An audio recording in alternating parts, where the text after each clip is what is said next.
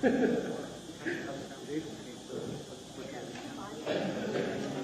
Right. Yeah, that's, I'll send him some language on that. I'll probably do it. Give him kind of a heads up. What do you want out?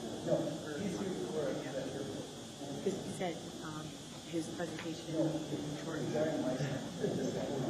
he's looking for You need that one on. Oh, you have.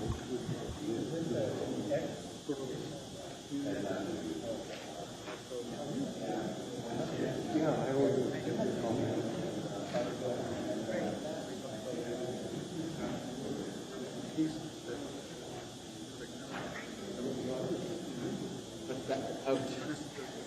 They say.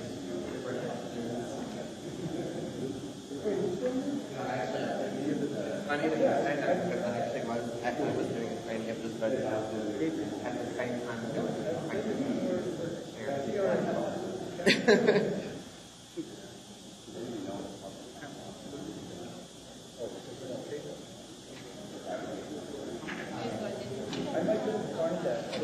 Okay.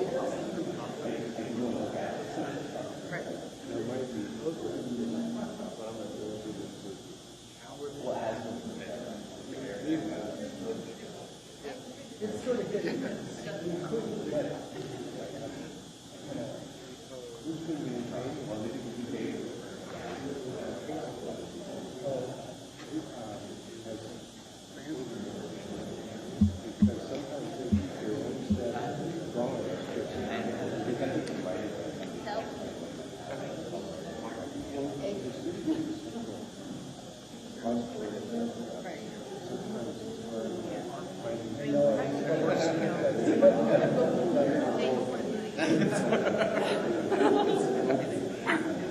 We'll see about that. I will.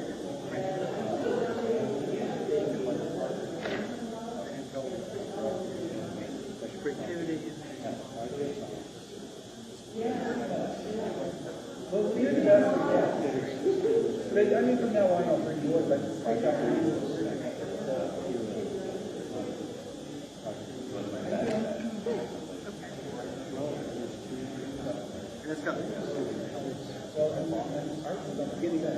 Yeah, that's you already started.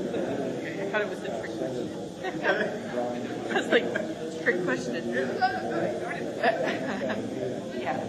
No, I think we're all on the same page, and I'll try. He's been really busy this week, but I'll try to give him a heads up.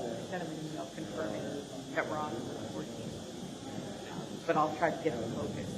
It's like I told him you're definitely going to get asked about Title and what our opportunities are within that, and what. So he knows about that. So your broader question is how the you just want to see when we're no, I have. right. I don't want to have to do it like that because that was that I Right.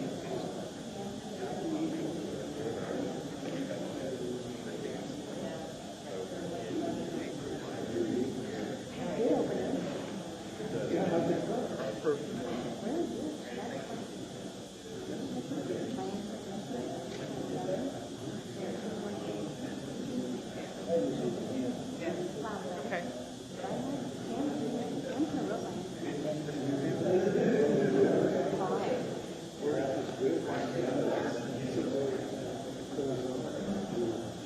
Yeah.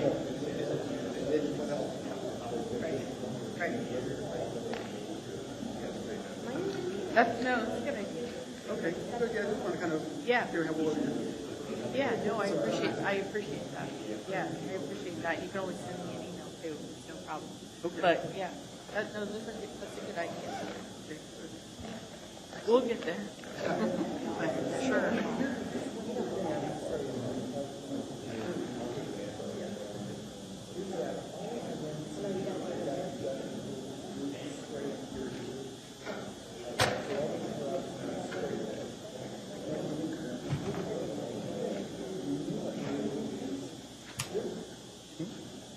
Okay, at this time, it's 6:30. I'd like to call to order the April 23rd meeting of the Urban Design Commission and start with roll call. Kemplin, Present. Josephson, Burkhart, Present. Dory, Here? Here, Here. Kimmerer, Here. Joyner, Here. Grace, Here.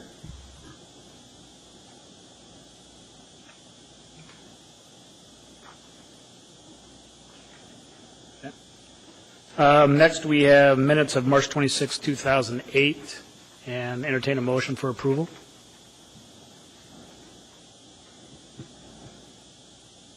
Moved by Mr. Kemplin. Do we have a second?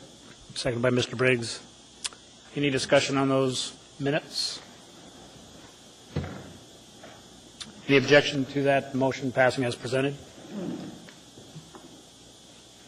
Seeing none, that'll carry. Disclosures for cases this evening? Yes, I have one. Mr. Nia?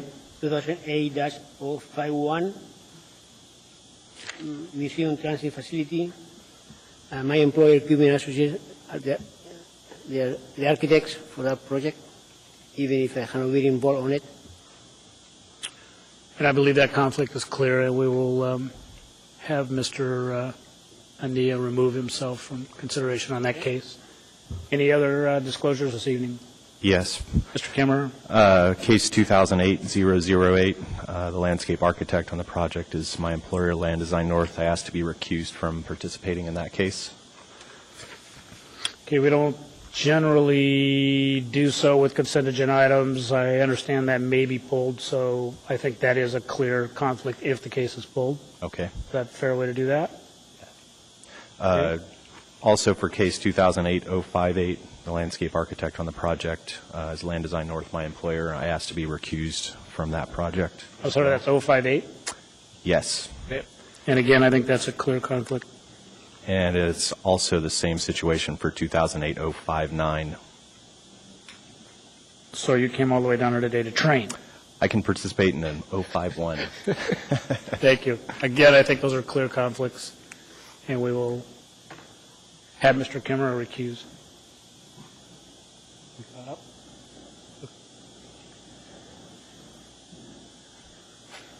Moving on to, Mr. Chairman, yes.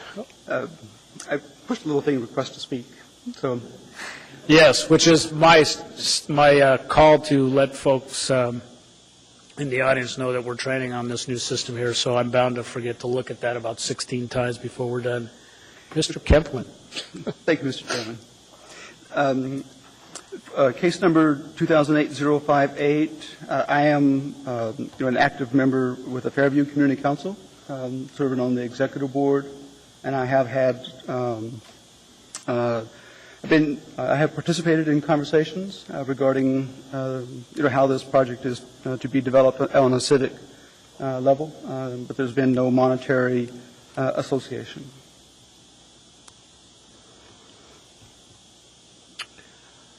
So I think on this one, I would entertain a motion from the body.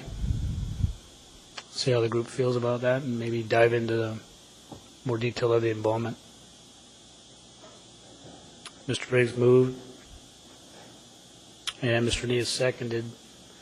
I guess to start, can you give us a little bit more information of what background you provided in the planning or the discussions of the case?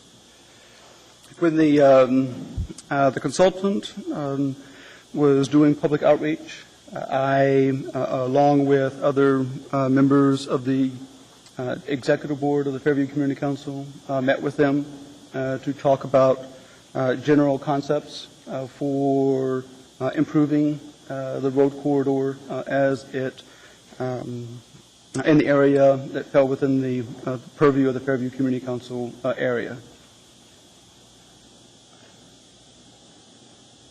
Okay. Does anybody else have any questions they'd like to ask Mr. Kemplin on those lines? Maybe some clarification. In the past, there's been sort of disclosure about knowing about information or ex parte communication. I'm not sure, is there any financial gain or anything like that related here that would prevent Commissioner Kemplin from participating? I think the lack of a financial connection is pretty clear. I'm just not so sure about how his involvement may or may not be viewed as supporting the case in a positive direction, perhaps. I guess that's for the body to decide. I guess if I may ask, Commissioner Kemplin, would you prefer personally that we recuse you, or do you wish to participate personally? Well, I would like to participate in the discussion. All right. And also to clarify, there's a motion that he participate, I guess. The motion is positive that an affirmative would ask that Mr. Kemplin participate in the case. So with that, why don't you go ahead?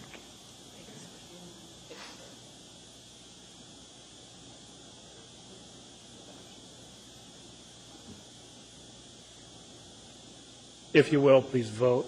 Again, affirmative is to ask Mr. Kemplin to participate. Question, can I vote in this case since I've recused from it? No, you may not. Do you want him to vote abstain, or do you want to do that? That's a case where you can abstain?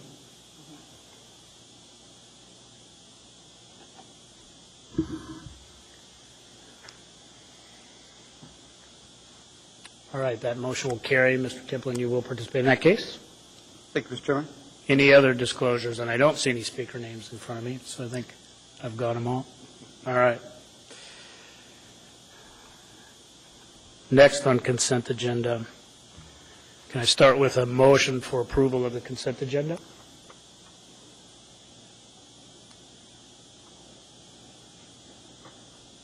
Mr. Briggs moved and Ms. Joyner seconded. Any commissioners wish to pull any of the cases on the consent agenda?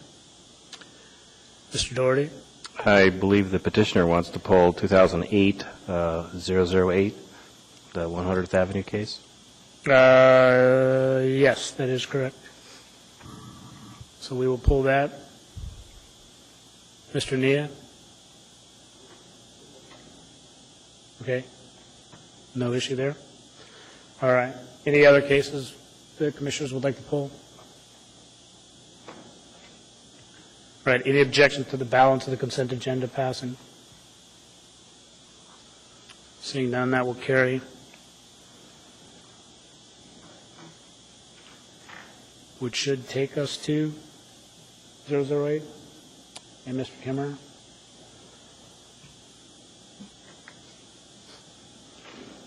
And again, since the case was pulled by the petitioner, perhaps we could just expedite this and come up and see what Terry has to say and see if there's any follow-up questions for him. Mr. Chairman and members of the Urban Design Commission, my name is Terry Schoenthal.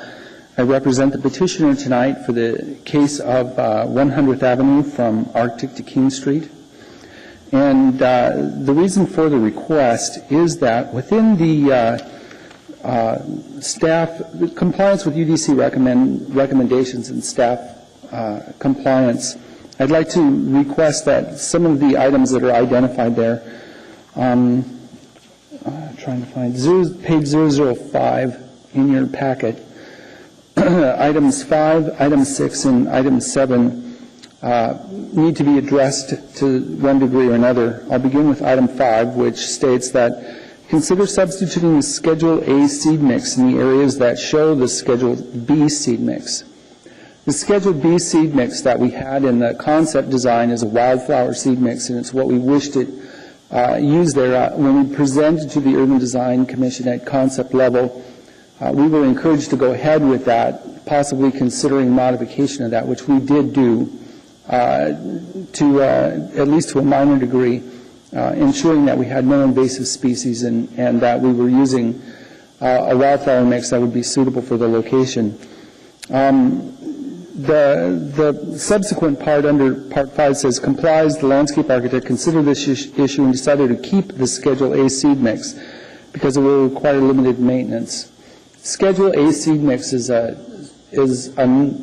within the standard mass specifications, the municipality anchored specifications, and it is a known seed mix. So what we would prefer there is that that rather than saying that we wish to use the Schedule A seed mix, we will be using a wildflower seed mix for a bulk of this project and not Schedule A seed mix, as noted in that comment. On item number 6, it says correct the Schedule A seed mix to show a wildflower mix, if that is the intent. In the concept level, there was a mislabeling of that, but by mass specifications, Schedule A seed mix is a known seed mix. And so what we will have will be a Schedule E seed mix and a Schedule F seed mix, for what it's worth. One will be an unknown seed mix and one will be the wildflower mix. On item 7, provide 1-foot wide concrete bands around the planting beds for long-term durability. It's really not for so much for long-term durability as for maintenance, but Parks and Rec have informed us that this area will not be maintained until the completion of Phase 2 of this project. And a 1-foot wide concrete curb separating a shrub bed and an area with either wildflower mix or unknown seed mix is an expense that we would prefer not to incur right now, because it's running at about $15 a linear foot, and it's really not serving any purpose, given that there's no intent to actually maintain or mow this at this time. So what we would prefer to have noted here is that we will provide edging between the shrub areas and the unknown seed areas, but it will not be a 1-foot wide concrete band. It instead will be a standard edging.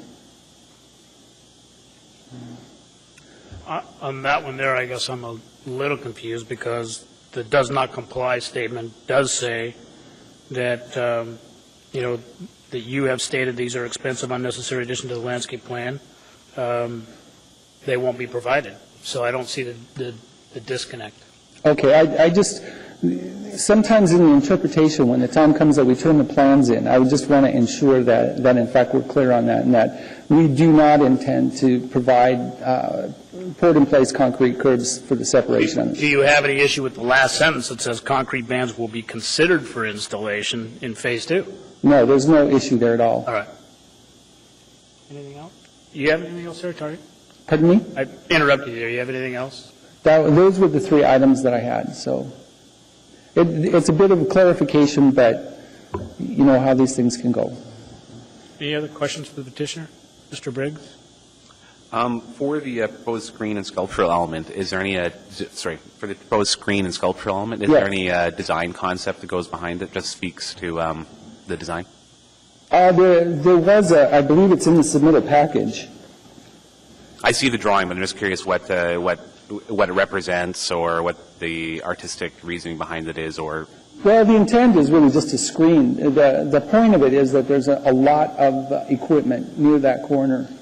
And given that we can't, there's not room to be putting landscape in at that point, is to create a screen that has kind of an artistic concept to it. So it's brought around at a slight angle. It utilizes a stainless steel mesh that has some transparency, but when illuminated, the goal is to create this almost sparkly look to it.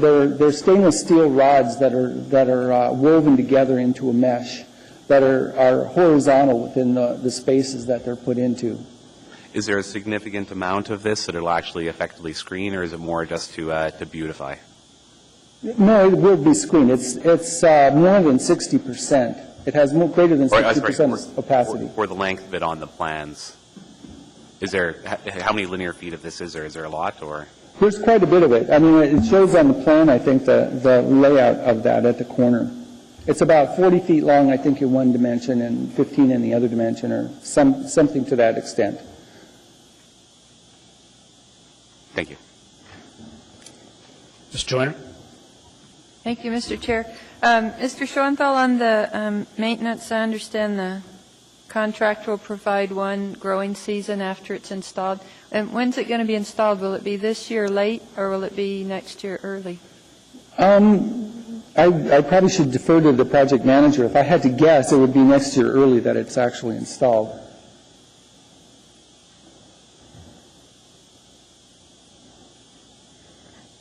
Julie Makla, the project administrator for the project. At this point, the project is a little bit stalled with right-of-way acquisition, so I couldn't give you a specific time it would be installed. We may not be able to build it this year until right-of-way is acquired, but it would probably be, most landscaping will be installed at the end of the construction, the road construction. So after the road is laid, the curb and gutter and the pedestrian facilities, then the landscaping would come in. This is a 60-day contract to do the roadway and storm drain improvements, and then it'll be a 150-day contract to do to get up the signal poles at the two intersections. So, but the road will be substantially complete and then closed until the signal poles are up. So there will most likely be time, if we start the project at the beginning of a construction season, to plant and then be established. And the question's because the city's doesn't have plans to maintain it, so if it went in next year, it'd be maintained next summer, and then an entire growing season, so it'd be actually much better, right? It would be. It concerns me that a big project can go on with no ongoing maintenance plan, and I understand Parks doesn't have money, but it's PM&E's project, and if it were a private business putting it in, they'd be required to have ongoing maintenance plan. They wouldn't be able to say there won't be any maintenance. So $75,000 worth of plants, if you could wait and have it at least where you get the 2 years of maintenance, or it'll end up like I believe you noted that in the landscaping that went in to screen the snow dump, it all died because there was no maintenance. A lot of that died actually because of the slope it was on. It's very hard to keep that. We actually looked at putting landscaping back into that corner of C Street and 100th, that the northwest corner, and we talked to street maintenance, and they said it died because of the slope. The water just drained off too much. It wasn't soaked into the ground in order to provide that water for the plants. And so maintenance also with irrigation.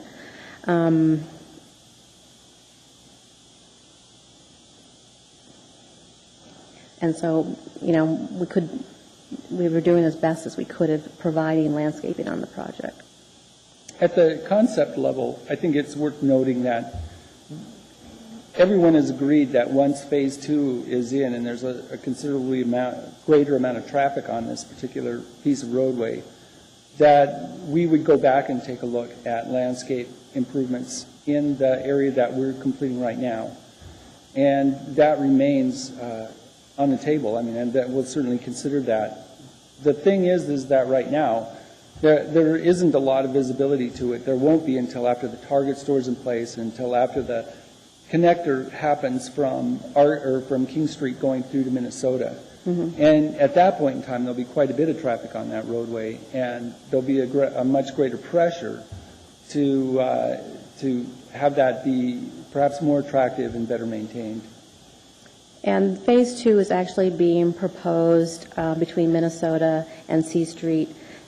It was going to be a collector roadway. It is now being proposed by the traffic department to have it a minor arterial.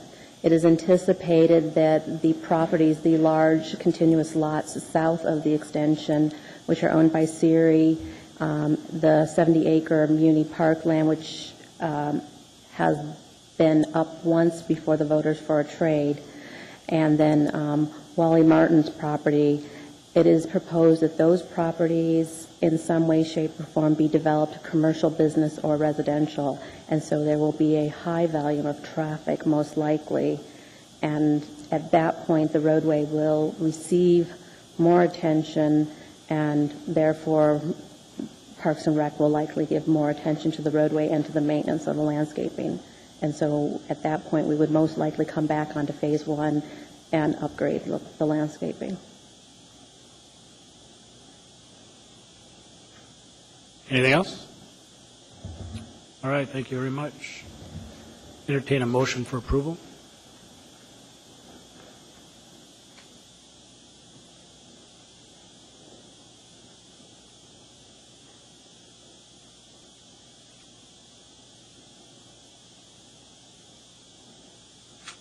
Mr. Briggs?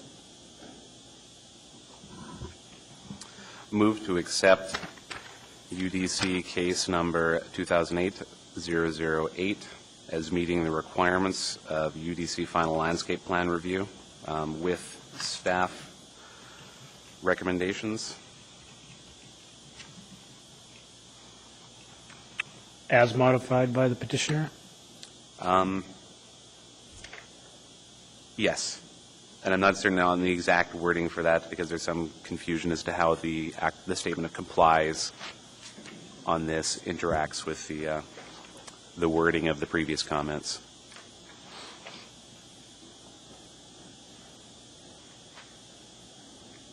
And actually, Kim makes a good point. That's actually what Terry spoke to there was the summary of compliance with our previous comments. Mm-hmm. So passing with staff recommendations is probably fine. Okay. But recognizing the intent of the correct, which is on the comments. record.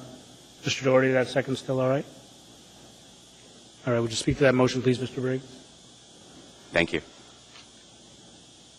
I'm good. Any other comments on the motion on the floor? All right, any objections to the motion as presented? All right, seeing none, that will carry.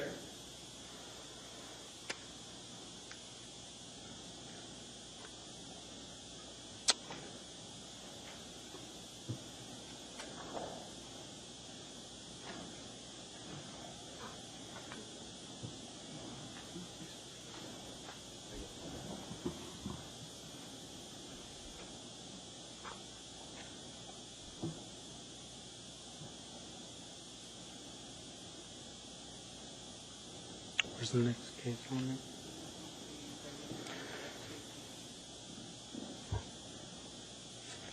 So, Mr. Nia?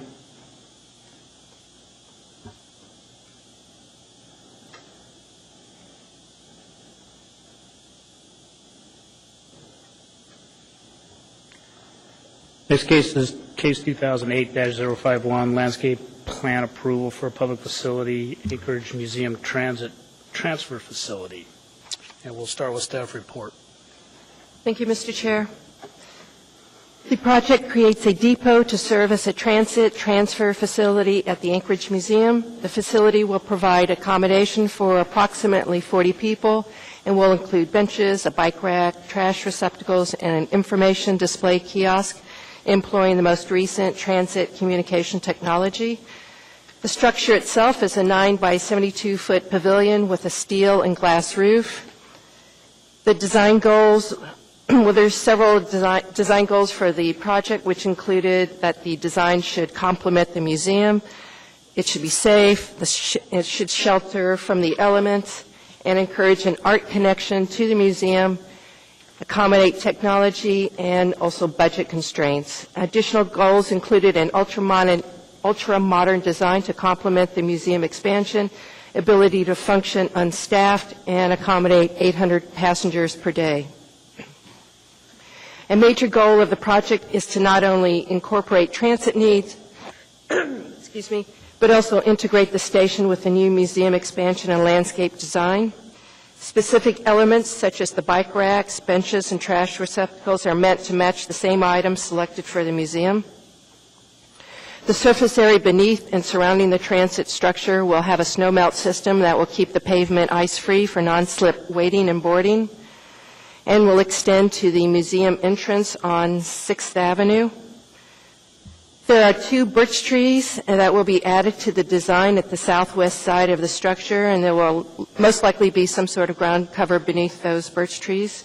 3 paving patterns will be used. Light fixtures will be selected to match and complement the architectural features of the structure. Continuous runs of LED lighting are proposed for the shelter interior. These could provide wide light, multicolored, or changing colors. That's all I have. And to clarify, Sharon, this is for concept landscape plan review with a future final approval stage. That's correct, Mr. Chair. Any questions for staff?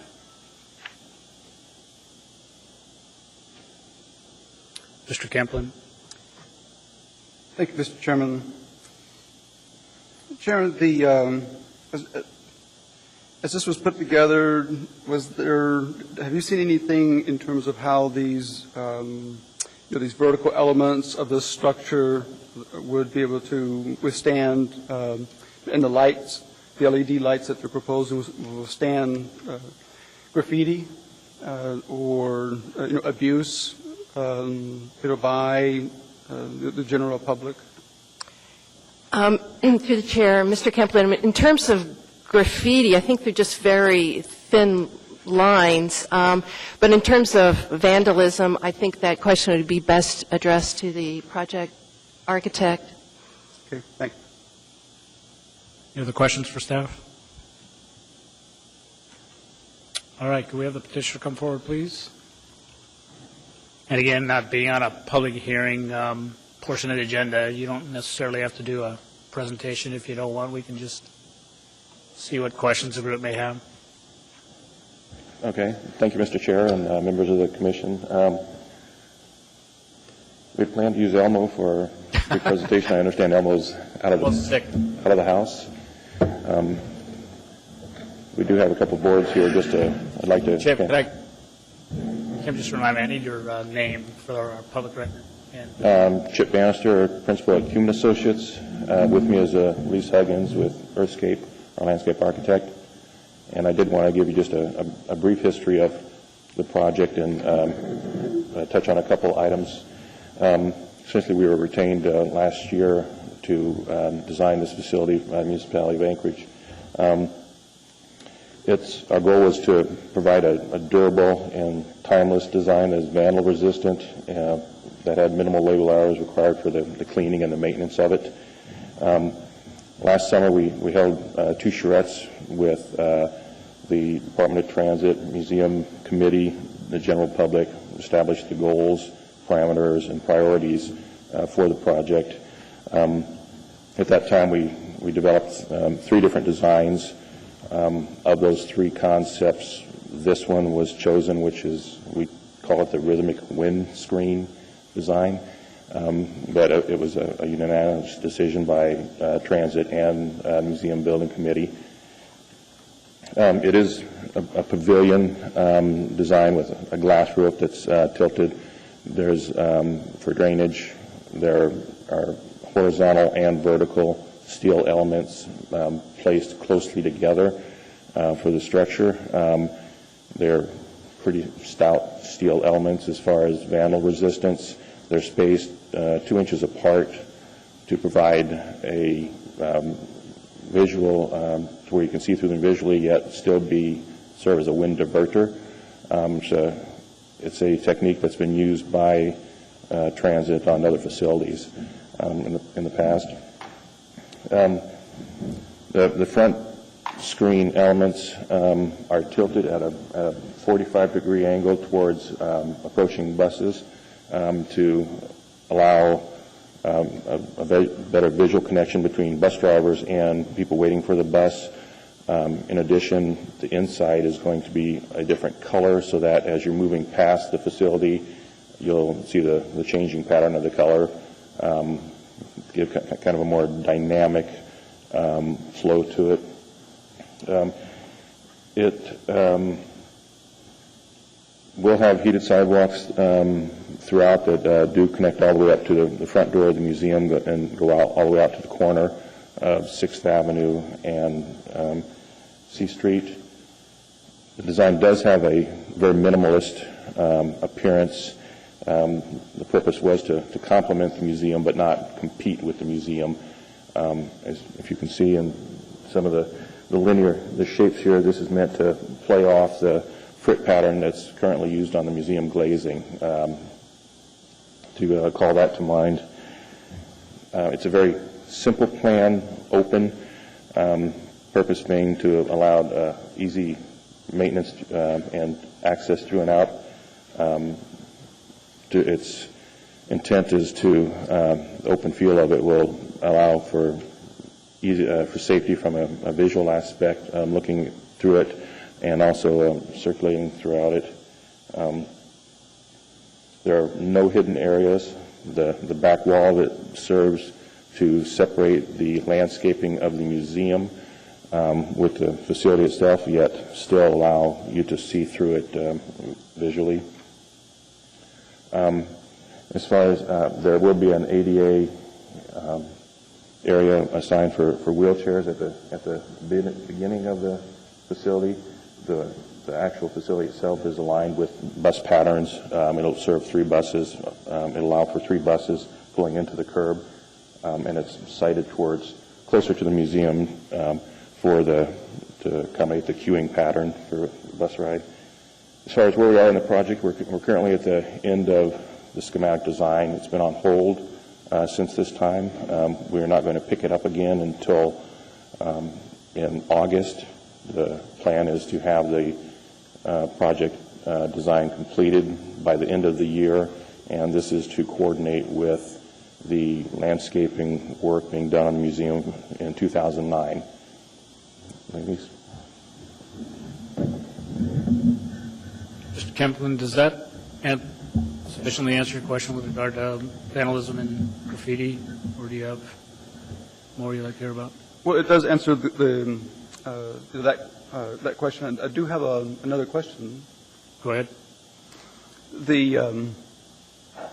You speak in the aesthetic section about the color of the vertical elements changes as one moves through the site, producing a dynamic and theatrical effect. Your boards they show, the colors are really kind of gray and black. Is that how you visualize the colors? The colors that we're thinking are a darker color for the majority of the exterior. Chip, can we get you to speak into the mic? We're thinking a darker color for the exterior steel all the way around, but with a lighter color on the inside. And we haven't determined yet which those colors will be. As we progress down the road, we'll be doing color studies to determine which way to go. But it will probably be 2 colors: one color for the inside, one color for the exterior, with a contrasting exterior color. Okay, I guess I would encourage you to kind of be thinking about, Alaska's, natural landscape and the summer seasons. We had a full color, from the summer into your facility.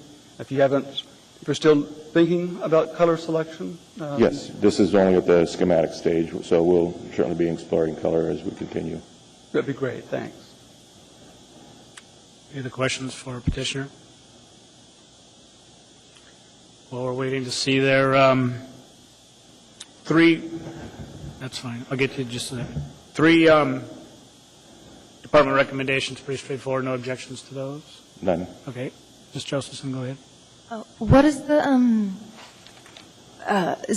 black thing, over the entryway? That's some sort of sign or something? Yes, that's to indicate there will be some signage. And that's that communication technology?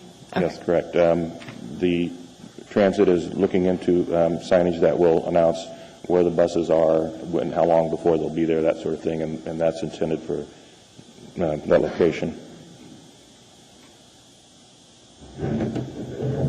I have a question. Go ahead, Mr. Kimmer. I'm curious about the design of the benches. Is that representative of what they will look like? No. I think in your packet, I think it's a little bit better representation of what description. It says no armrests will be included on the benches. How about backs? Will there be? The benches will be backed up to the steel elements. So essentially, the structure will be the backrest, but there will not. But the length of the benches and will be broken up to where you can't lay down on them. Essentially, with any kind of degree of comfort. Thanks. Mr. Briggs. Following up on that comment, is there an opportunity to incorporate hand rests? Because for some people, differentially abled hand rests do make it easier to stand up. Chair, this is Elise Huggins with Earthscape. To answer your question, Commissioner Briggs, the way the benches are stepped, the intent is that some of those steps will function as handrails and arm rails and lean bars and backrest. So the goal of the design was to accommodate that in a little bit more subtle fashion. Thank you.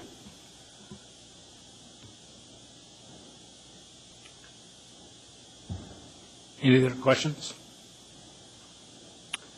I'm going to throw this out here, Sharon. Stop me if I'm wrong here, but we have a formality for second review. We've talked before about streamlined, review process. There's 3 fairly, typical recommendations here. I question, since this is really in the context of a broader project we've already seen, whether this really warrants a second submission, or would it be appropriate for us to consider passing a secondary administrative review for final? Mr. Chair, if the commission is comfortable with this level of review, then staff would have no objection if you wish to make this a final review. I'll leave that for the proposers of the motion, perhaps, to consider. Thank you. Any other comments? All right, thank you. At this point, the matter rests before the commission. I'd entertain a motion for approval. Thank you.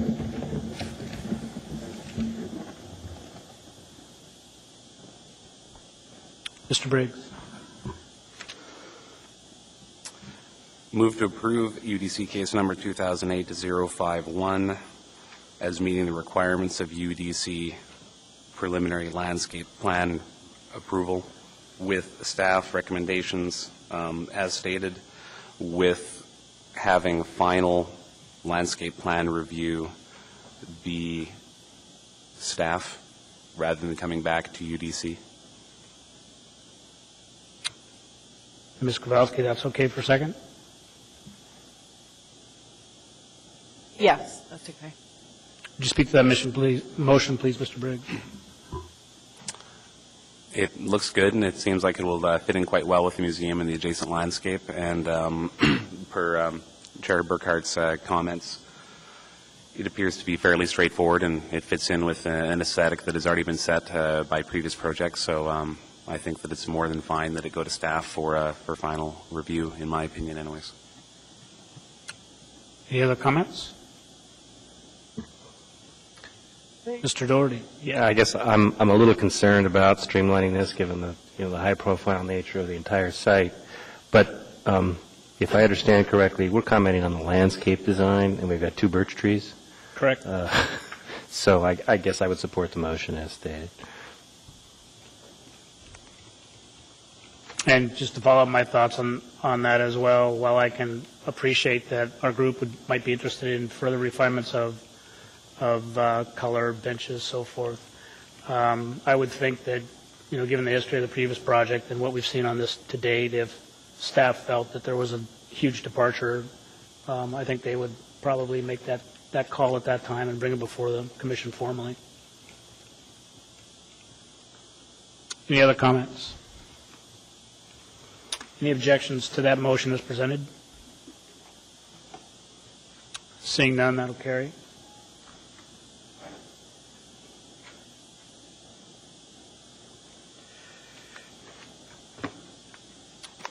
Mr. Nia and Mr. Kimmer will switch places here.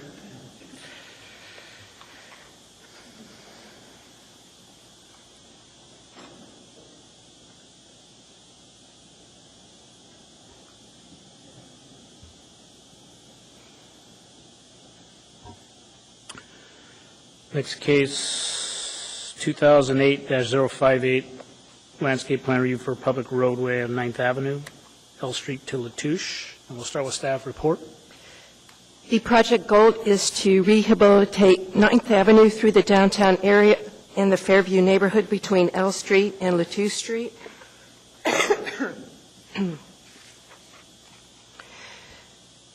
As far as the street trees, the street tree chosen, Amarchoke cherry, is shown for 10 blocks along the south side of the road and in selected locations along the north side. The project landscape architect is amenable to considering other tree species. Irrigation of the plant materials is needed to ensure long-term plant viability, especially for the trees and shrubs in the road medians. As the road will be torn up as part of this project, this is the opportune time to install the irrigation. Trees planted in the sidewalk will use a system new to Anchorage. Silva cells. This system should substantially increase the likelihood of long-term tree survival. With the Silva cell system in place, trees should be able to reach their mature size, which lends weight to the need for the thoughtful selection of street trees. Further, it would be short-sighted to install the new Silva cell system and not provide irrigation, only to have the trees falter or fail due to inadequate watering. Construction will occur in 2 phases. The entire project should be completed by September 2010. The submittal indicates the street lighting would be high-pressure sodium. Staff spoke with the project engineer, and he is amenable to substituting white light in lieu of the yellow high-pressure sodium lighting, particularly in view of the municipality's recently stated goal of replacing all the high-pressure sodium lighting in Anchorage with either induction lighting or LED. That's all I have. Do we have questions for staff? Mr. Briggs. What is the reasoning for requesting that they consider substitution with the other trees? Twofold. One, there are many, many Amur choke cherries in Anchorage, and it's an opportunity to look at a different street tree. And the second reason is just the monoculture that would be created by that.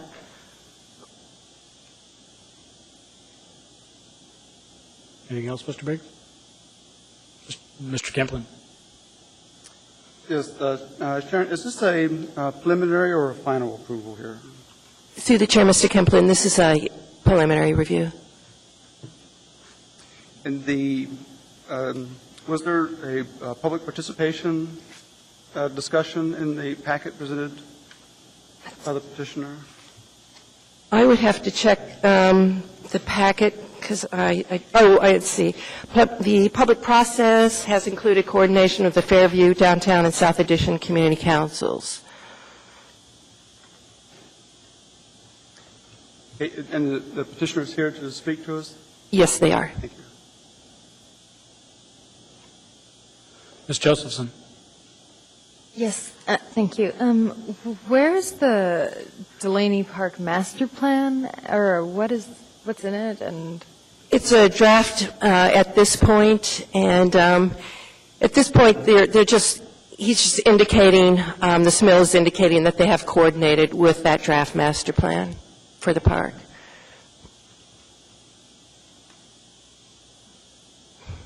The petitioner may be able to answer any specific questions you may have about the coordination between the two.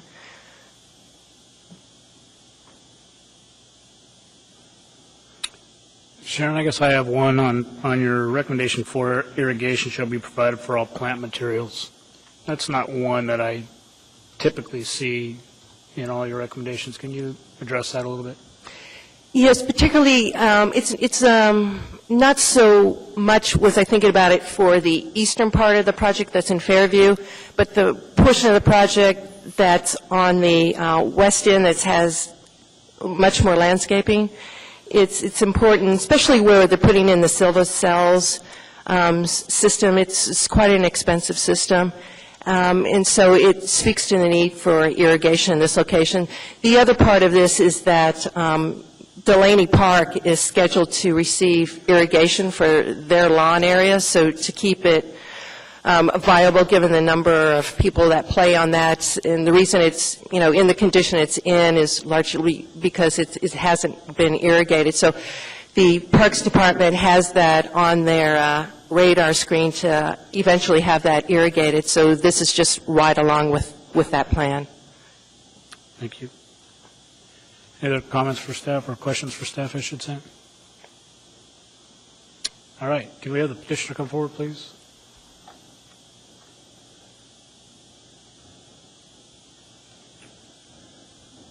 Good evening again, Mr. Chairman and the Urban Design Commission. My name is Terry Schoenthal with Land Design North, and I represent the petitioner of the municipality of Anchorage this evening for this project.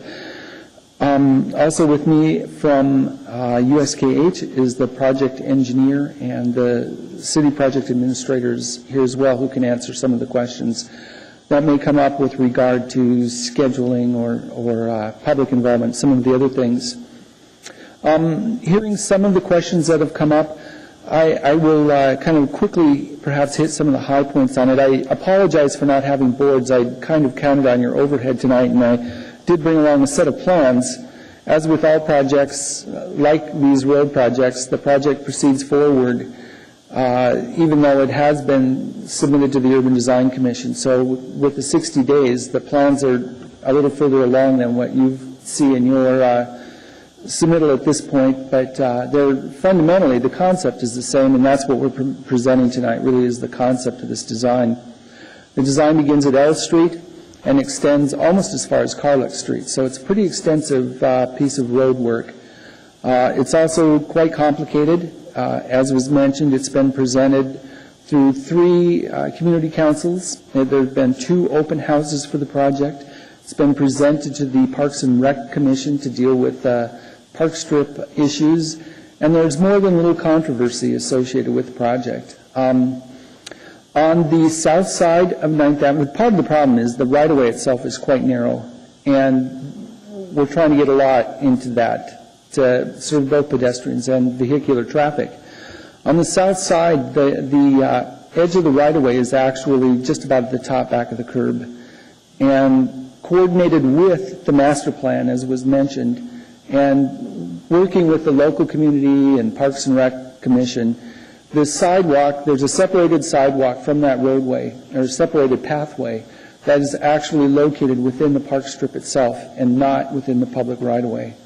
So that's coordinated. By being able to use that, we're able to actually improve significantly the pedestrian improvements along that length, but provide for on-street parking on the north side of the street, which by most accounts in urban planning is a big plus for pedestrians and vehicular traffic on a roadway like this, because it shields pedestrians from the cars that are actually out in the street, and it has a slowing effect by simply requiring cars to be more alert to cars that might be pulling into parallel park.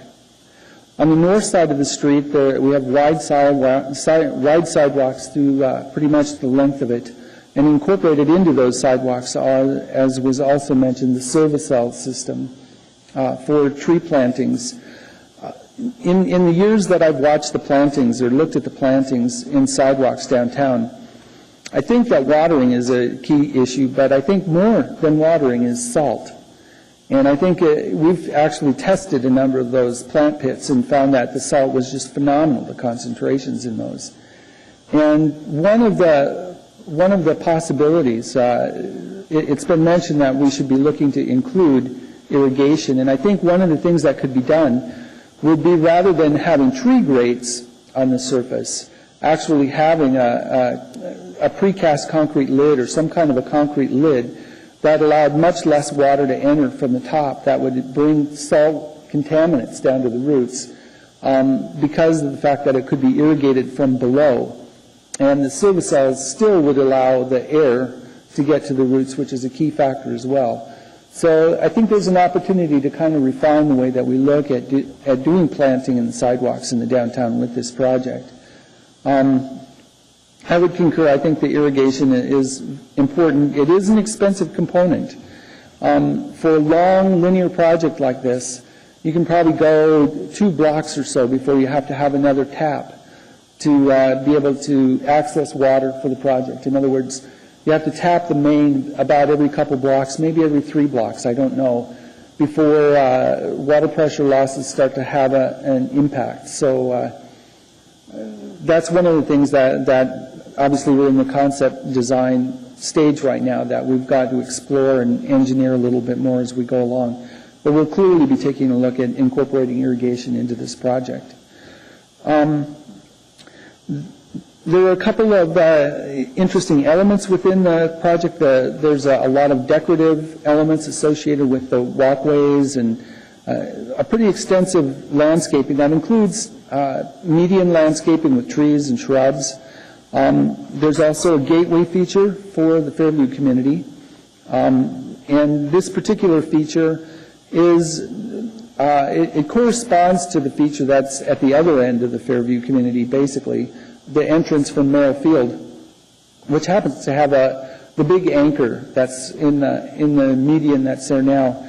In this particular one, it works on the same notion of how perhaps transportation modes have impacted our community, but also tied to Fairview and to this long 9th Avenue that runs along the park strip, which was once an airport. Instead of an anchor feature, it would be a large aircraft propeller that would be located in that gateway feature, but it would be a feature that had a similar character to the one that's with the anchor now at the other gateway to the community. One area, there's an area that there's a lot of problems just associated with grades and other components, and that's right at the Denali Elementary School. And many of you may be familiar that there's a tunnel that's blocked off that goes under there, and there were issues with kids being harassed when they came through that tunnel or lack of visibility. There's slopes there. This project actually acknowledges and is working to coordinate with solutions for that, but this project does not include any design solution for that. It's somewhat removed from this project, and while we're working to see what could be done as part of another project or how we could coordinate with that, this project is not addressing those issues. So I suppose with that, I'll open to any questions you may have. While we're waiting there, perhaps you can touch on a couple things. We see a lot of cases, so I could very well have my memory wrong, but I don't believe we've ever seen more than a draft of the Delaney Park Master Plan. So I'm always uncomfortable seeing implementations of things before we have a broader plan looked at in total. Can you speak to that a little bit? Also, the other question was extent of the community council involvement and so forth that you've had to date that Mr. Kemplin alluded to. Well, it has been, on both of those counts, I'm going to defer to the project administrator because I think that he's been dealing with that in a more extensive fashion than I have in the past. So, Chairman Burkhart, members of the Commission, my name is Dave Gardner. I'm with the Municipal Project Management Department. The Parks Department has been working with the Delaney Park.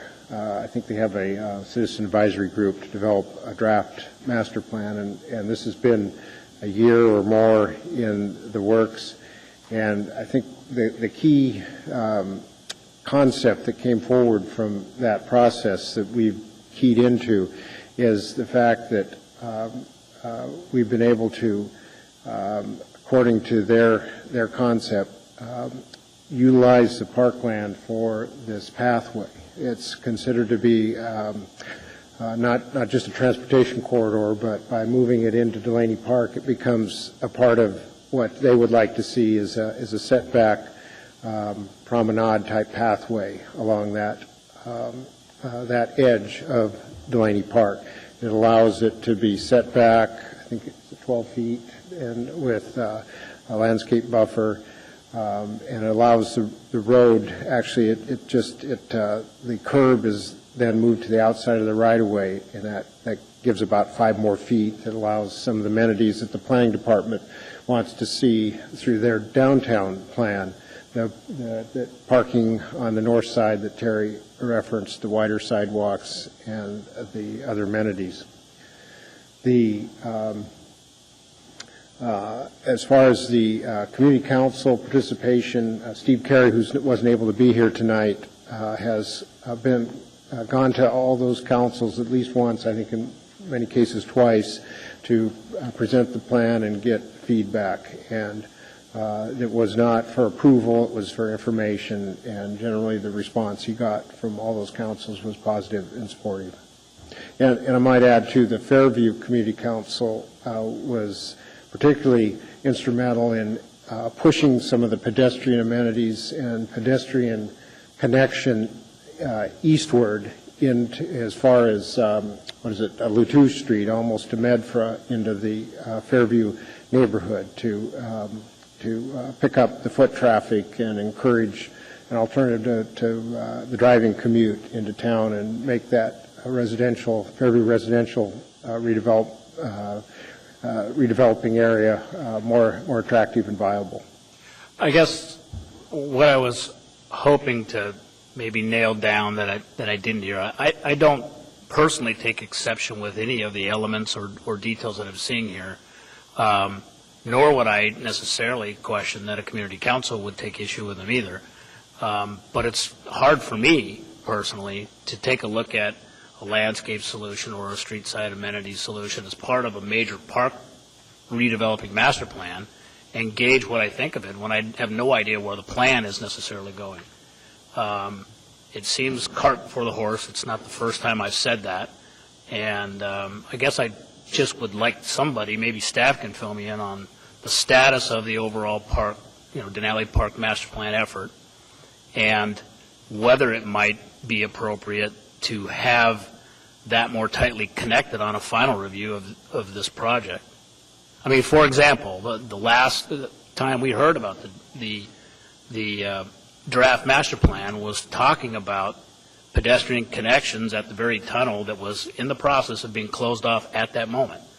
That doesn't sound like real good coordination to me, and it concerns me because it's a valuable piece of property in our downtown. Can you shed some light on that, Sharon? Mr. Chair, in terms of the master plan, this is only, what I remember from that meeting that affects the design that we're looking at tonight is that the members of the community were very comfortable with having the row of trees along the roadway and the walkway and pedestrian lighting. Their objection was to any more further development or to the scale that was being presented that evening.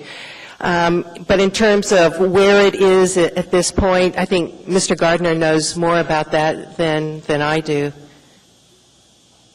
Mr. Chairman, I can add to what I do know about the master plan is it's somewhat on its own track and its own pace. And what we've done in all cases is keyed into whatever plans are in place or in process that we know of at the time. And that's all we can do as far as this project has its own timeline and it needs to move forward so it can be designed and constructed in 2009, 2010 per the budgeting and the schedule. And if there's changes, if these plans evolve and there's changes, we'll be happy to respond to those changes. Particularly, you mentioned the tunnel underpass, and if there's a change in the thinking and the desires on that, we can have no problems accommodating that with this plan, our project. One of the things also with the plan, my understanding, and I think Sharon touched on it, is that there are a number of issues that have been very contentious about that plan, and most of them are not related necessarily to the walkway that's adjacent to, or this walkway that extends into the park a short ways.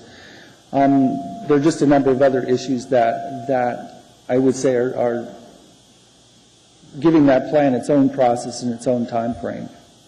I guess, for trying not to belabor the point, I asked the question of staff, and what I heard back was some of the discussion about one side of it from members who lived in that area. I consider the park to be pretty valuable to everybody in Anchorage, and they might want to weigh in on what the future plans for a master plan of that piece are. We denied implementing a project that was going to get ahead of that on one section, and we took some flack for that, but we took that action, I think, for the same reason. I'm not going to speak for the others.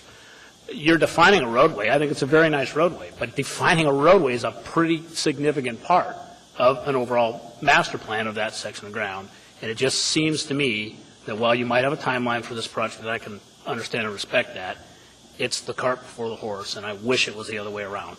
And I'll just shut up at that point, and we'll see what others have to say. Mr. Nia. I make a concern regarding your transit stock as shown in page number 12. if I read it properly, when the bus will stop there, it's going to hold the traffic. On the other hand, the one you show on page 18, I think is a perfect location. I wonder if maybe you can have a second look to that transit stop as proposed between H and I Street, I think it is. But basically, only one lane for the traffic. If the bus is stopping that lane, it's really going to stop the traffic. All the traffic will be stuck behind. And I think maybe you can lose one parking right before or after the street. When you have the widener, the narrow at the end of the street there, you can put a stop in there as you did in page 18. Especially, I'm more concerned for winter traffic time when there's winter, no snow, ice. Depends how long it takes people to get out of the bus. The cars can really go up to H Street, block that lane completely. I think that it's probably a valid concern. I think that traffic and transit probably weigh in on this quite a bit. This is at the concept design level. You can have a look. I'm not saying wrong. There's a lot of people who have to weigh in on this at this point. So, have a second look. Yep. I know. I think that's a good point. Mr. Neal? Mr. Kemplin? Thank you, Mr. Chairman. This is a unique street, 9th Avenue, in terms of, I think it's the only, one that, besides the, 5th and 6th, in the old Anchorage area that runs completely from, Merrill Field all the way over, to the inlet. All the other streets are discontinuous or closed off or, barriers, besides the major arterials. And so this one really has a unique placement, in the downtown, area, because it goes from airport, Merrill Field all the way to the water. So, and it as a result, it does make it kind of unique. And I certainly, appreciate the, the care that's been given to try and make this a unique facility. And I just want to make sure that the commission members are aware that some of the things that have been sort of integrated as part of this project in terms of trying to improve sort of the winter city landscaping theme and the approach that's often brought forward or often raised here at the commission meetings, and particularly on page 9. As you look at the graphics down there for the decorative bollard and the decorative screen, just kind of getting a sense of as a vertical elements and how color is used, and then also in terms of how the consultant has tried to integrate that into a winter scene placement to give a sense of how that piece of landscaping is going to fit in a wintertime environment. So I think it's a very positive step forward here in our community. I would encourage the petitioner to take the what you've got in terms of your latest iteration to certainly to the Fairview Community Council to make sure that things are that they're on board with it, because I think that it may be the same thing with the downtown or South Addition community councils, because I think they may have seen it in earlier sort of they've had input, but I don't know if necessarily they've seen how the evolution of the street landscaping and how it's proceeded, and in particular in terms of the gateway feature. It's a wonderful concept, but it's fairly bold, and that type of bold treatment, it may generate some conversation, and it would be prudent to engage the community in accepting that approach before moving to to final design on it. So, but other than that, I think that the project it looks real well, and I congratulate you on putting together a good project. Any other questions for the petitioner? Mr. Briggs? For Department Recommendation number 3, since we are along a street corridor, are there any, since it does limit the consideration to looking at the following examples that are listed in there, I guess, do you take any objection to any of those as maybe not being appropriate street trees, or would you like it if we made that recommendation be larger in scope and just to say recommend looking at other species in general? I'm a conservative when it comes to using tree. I'm getting a little feedback here, and I'm not sure quite why, but I'm pretty conservative in choosing street trees because in years of experience, we've tried a lot of them that should work here, but don't necessarily. I think that it's very dependent on microclimates within our community, and I'm happy to take a look at alternatives. But one of my favorites, the Mayday tree, is now considered invasive, and there are others who think that the Amur chokecherry is on its way to that same status. So I don't know. We'll certainly take a look at other options for trees. I mean, Canada Reds, I think, could be a possibility, or I don't know. We're open to suggestions. We'll certainly look at other alternatives along there. And then for item number 4, for stating that irrigation shall be provided, perhaps, Mr. Gardner, do you take any objections or would you like to comment on that? Well, and if you wouldn't mind, and that's usually something I ask on all of the recommendations, if you have any feedback on any of the recommendations, could you please speak to that as well? Certainly. Through the chair, Mr. Briggs, I had a conversation with Monique Anderson at Parks and Recreation this afternoon, and they are wrestling with what's the best way for them to accomplish their responsibility of maintaining the street trees throughout Anchorage. And where she left it with us was not to lock into anything, but to, if all possible, give us some flexibility to work with Parks and Recreation to develop the best way so that we can work together. We can provide whatever facilities that they can best use so that the trees can be maintained, and the investment the community makes in the landscaping of the roadways will continue to be a good investment and look good and be able to be maintained. And I think that it could be some irrigation, certainly, but possibly not the entire area irrigation would need to have irrigation installed.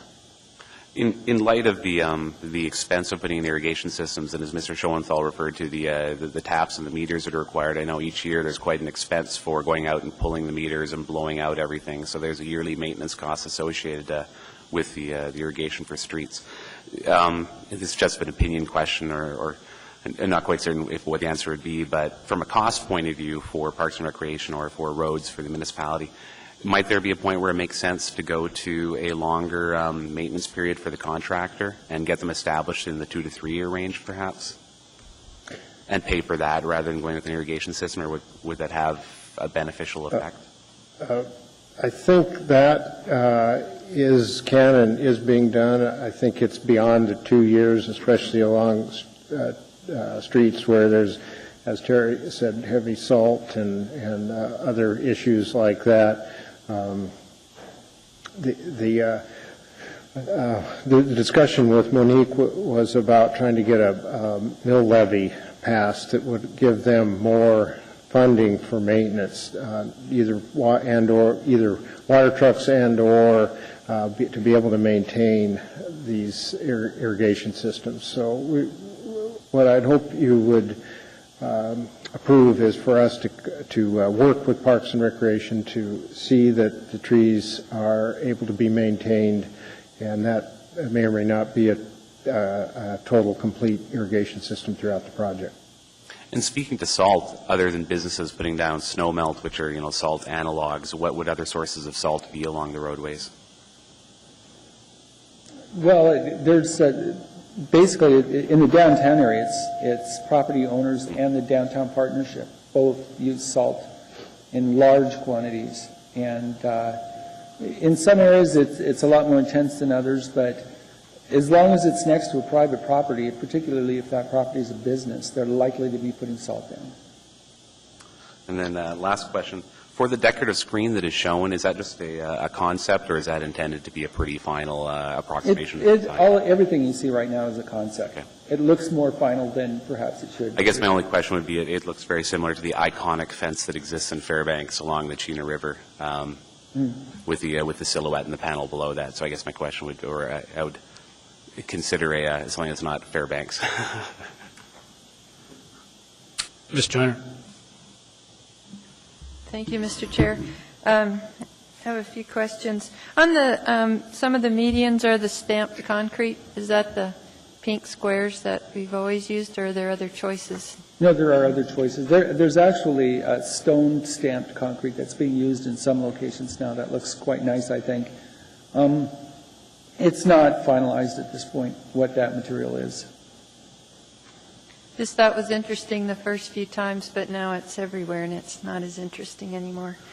On the Silva cells, is that intended for the north side where there's a sidewalk, or also on the park strip side? It's the north side with the sidewalk. The sidewalk is basically a slab that sits on these cells that allows the roots to penetrate through those cell walls that still structurally supports the sidewalk, but has openings. Basically, it takes the place of structural fill underneath that walkway. Right. Yeah, I've seen them, so I'm anxious to see them installed here.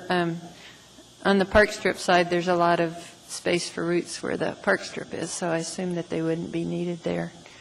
On the tree heights, in a lot of places we don't have space for big trees, but it seems the park strip is one place there's lots of room, and there's good reasons to have the branches and the crown up above all the pedestrians, both to stay out of the way of the pedestrians and also to reduce the vandalism and breakage that happens with. And the cherry trees, we really have planted cherries everywhere.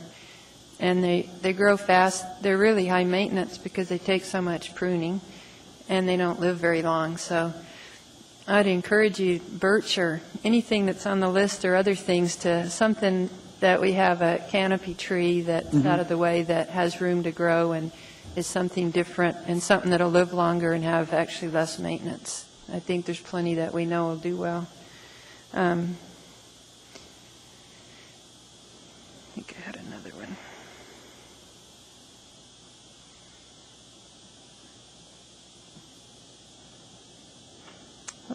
Well, I think that's all I have right now. Thank you. Ms. Kowalski. Has there been any, thank you, Chairman. Has there been any coordination with the location of the pedestrian lights and the street trees? At this point, there has, I don't believe that there has been it's not completely engineered. Okay. You mean with the location, the actual pedestrian scale lighting that's along there, Correct. Where the street trees are? No, Yeah, that hasn't it been appears completed. there's some conflict. I'm sure there are at this point. Okay. How is it? Thank you. Ms. Joyner, something else? Thank you. I remembered the other one. Have you considered with the cell system just planting at grade and mulching rather than putting the concrete? Because often Well, I that have works done for that. The problem is that sidewalk right now is, I think, about 12 feet wide, and the plans that we've got right now show a tree grade on it, but in my observation of how people use sidewalks, people don't walk on tree grades, and they won't walk on mulch. It's got to be ADA accessible is one of the things. And so that narrows that sidewalk really down to an actual usable sidewalk that's pretty narrow, like 5 feet of sidewalk there. And my thought is, I've seen in a number of other communities where they actually use concrete pavers that are square concrete pavers that go in and around the tree, that still allow people to walk on them, that allow some water to get through and everything. But people seem to be a lot more comfortable walking on those than walking on across tree grades. I think they do walk on the mulch on the front of the Captain Cook. That's what they've done. But I agree on the tree grates, encourage you not to use tree grates, but keep the trees as close to grade as you can, too. Yep. Any other questions for the petitioner? Mr. Doherty? I put in electronic request. Request to speak. You did? Yeah, a long time ago. Really? Anyway. Never showed up?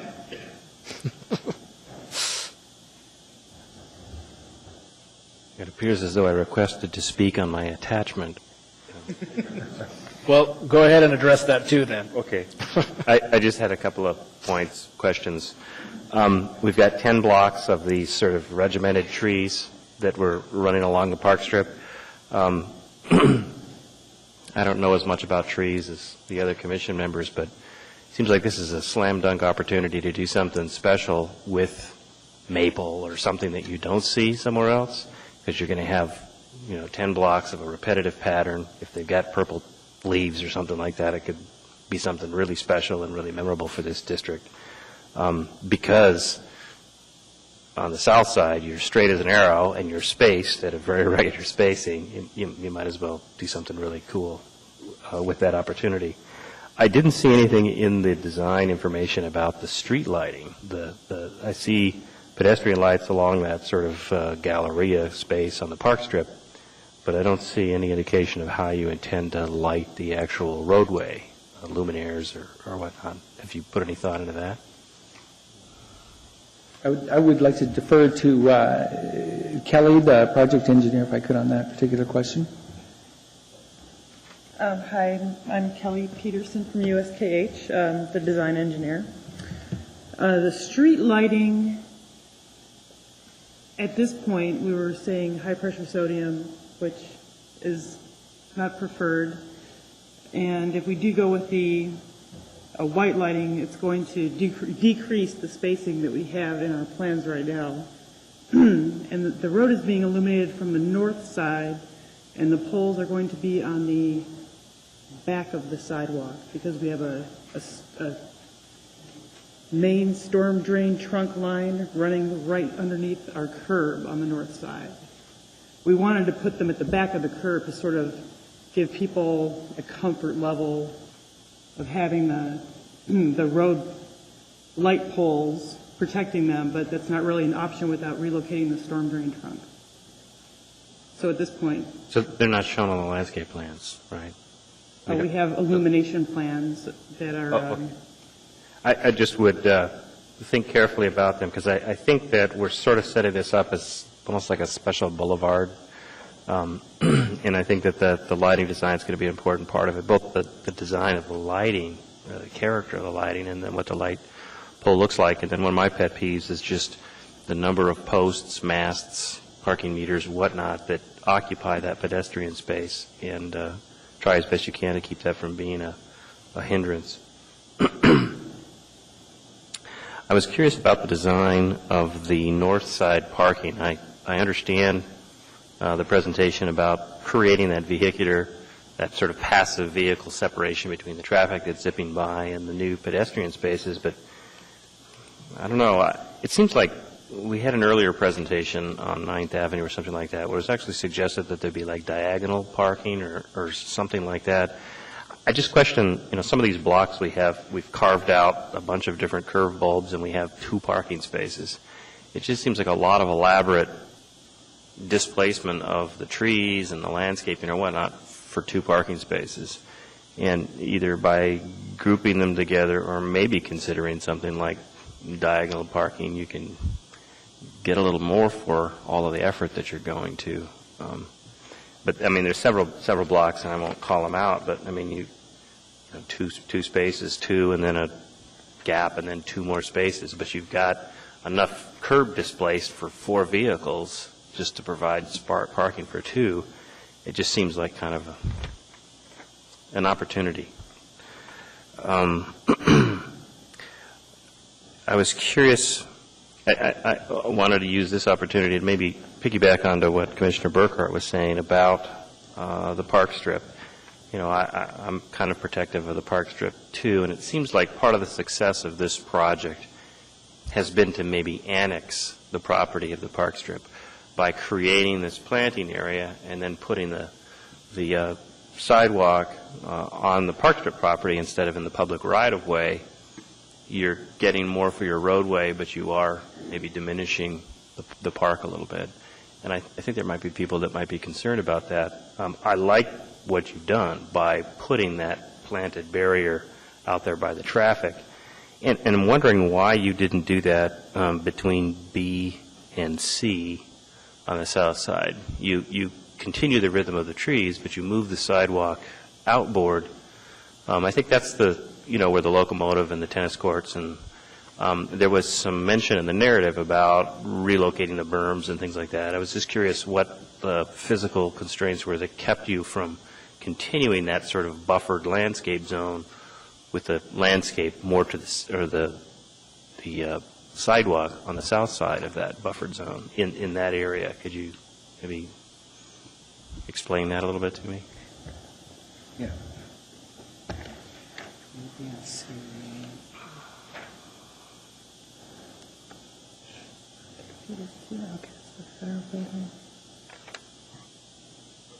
So that's where the sidewalk came out. Perhaps I can, through the Chair, Commissioner Doherty.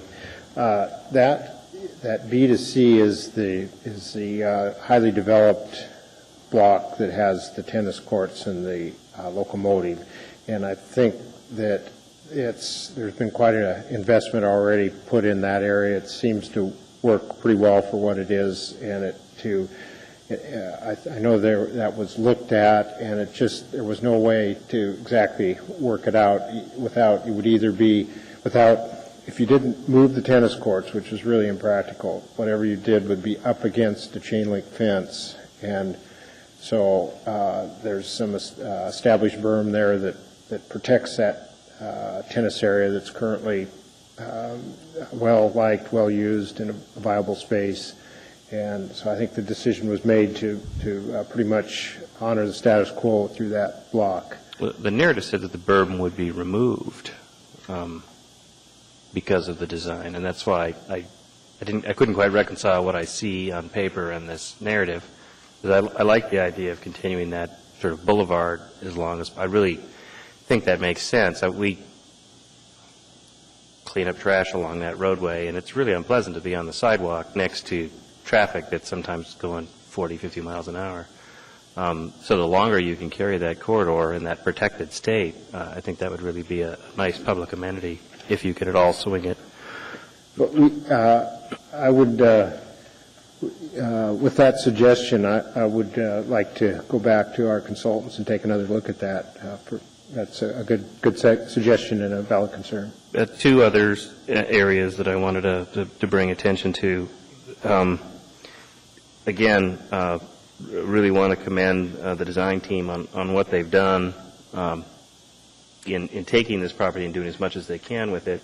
I think we have a very important intersection at 9th and L, and sort of a grandfathered parking lot there where the old clinic, I don't know what that building's called now, but it's just a concrete and narrow sidewalk, and I mean, isn't that public city property or something like that? Is there nothing that we can do to create a gateway element of sorts to the beginning of this wonderfully landscaped new road? Or are we faced with municipal vehicles parked right to the narrow sidewalk again for the next 20 years? I think that's a diamond parking lot. Maybe You're referring to the health department lot? It's a health department. I mean, it sticks out because of its absence of landscape for a parking lot, and again, it's a city facility, which makes it even worse. We can take a look at that. Is there nothing that can be done? Yeah, I suspect there might be some issues with the parking lot and them not wanting to lose or being able to give up a space, but we'll again, look at you're it. starting something grand here, and you've got an eyesore that's 40 years old, as long as I can remember, that you have an opportunity to maybe do something with. Please try. Certainly. And if I can add, I think many of the properties along the north side are anticipated to be redeveloped, and I know in coordinating with the planning department that they see that as an opportunity to leverage amenities such as wider sidewalks and landscaping. But I'd be happy to have our team take a look at that again. And then just a similar pitch, again, kind of, the next most prominent intersection is the Gamble and 9th. You got a used car lot there, a short retaining wall, a narrow sidewalk. It just would be nice to see something that suggests the sort of the boulevard nature of the rest of this development. If there was any way that there's a used car lot, I think, on the south side, too. There seems like there's a potential, and we've looked at many road projects where you've purchased private property in order to accomplish your right-of-way goals for landscaping. You've done that, in effect, with the Delaney Park Strip. Why not do it on a couple of selected private parcels to really do this upright? Just, a suggestion. And then maybe the stamped concrete. We've seen lots of projects with the stamped concrete and echo what's already been said.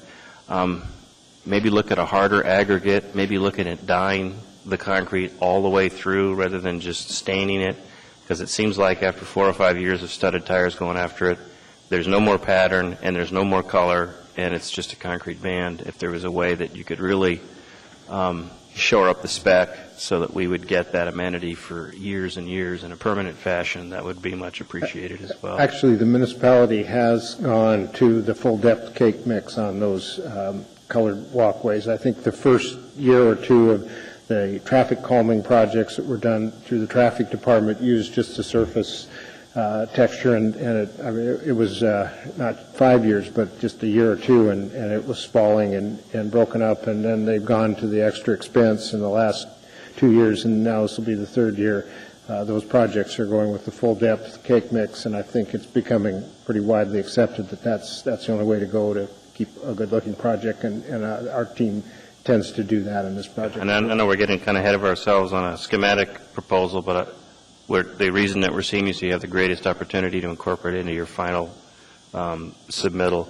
And just, this is a great project. It's a really prominent project. It's, I drive on this street every day, and, we don't have the opportunity to redo it right very often. I just, encourage you to do as much as possible this time around. And it looks like there's many blocks, 10 blocks, where you've just gone all out, and then it gets kind of spotty from there. And it would be nice to really have this be a complete project.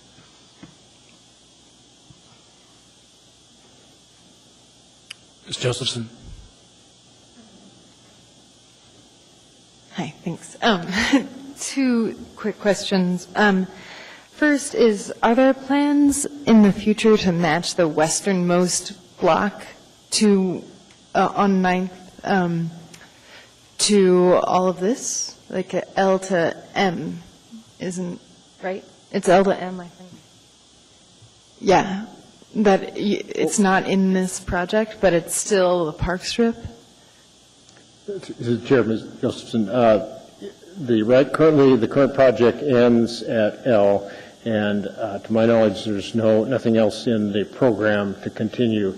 The city's capital program largely addresses arterials and minor arterials with the public funding, and if you go beyond L, then you're into the residential street level, and those aren't normally included in the city's program. Okay. And also just to, Commissioner Doherty mentioned the curb bulbs and only having 2 parking spaces on some of those blocks.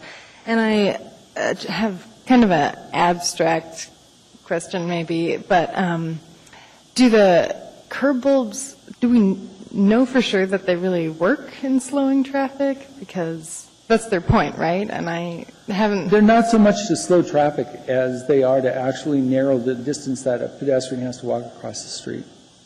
Where those curb bulbs, I mean, at the corners the curb bulbs come out, and then at the interior areas of the street, there's some places where there's a transit stop or whatever, and a transit stop, if it had to go all the way over to where the edge of that parking is, would take up the bulk of a block to be able to get a bus in and then get a bus back out and everything. So that's why they're there.